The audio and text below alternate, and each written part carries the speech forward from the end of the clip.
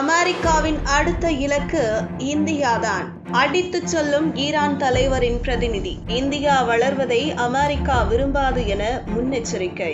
ஈரானின் உச்ச தலைவரின் இந்திய சிறப்பு பிரதிநிதி அப்துல் மஜீத் ஹகீம் இலாஹி ANI செய்தி நிறுவனத்திற்கு அளித்த பேட்டி தற்போது உலக நாடுகளின் கவனத்தை ஈர்த்துள்ளது. ஈரானுக்கு எதிரான தற்போதைய மோதலை பிராந்திய அளவில் மட்டும் பார்க்க கூடாது எனவும், இந்தியாவும் சீனாவும் வளர்ந்து வரும் சக்திகளாக மாறுவதை தடுப்பதற்கான நோக்கம்தான் இந்த போரில் மறைந்திருக்கும் ரகசியம் என அப்துல் மஜீத் தெரிவித்தார்.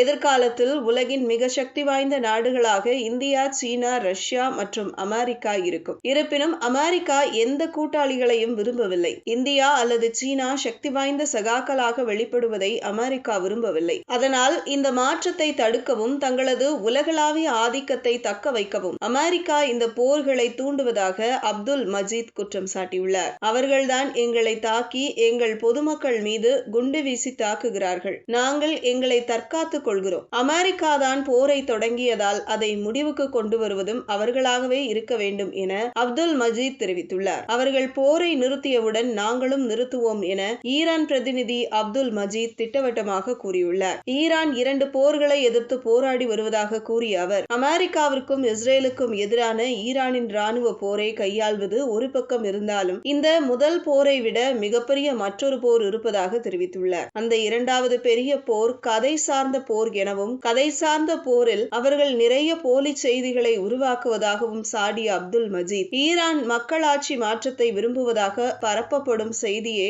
அதற்கு உதாரணம் என தெரிவித்துள்ளார்.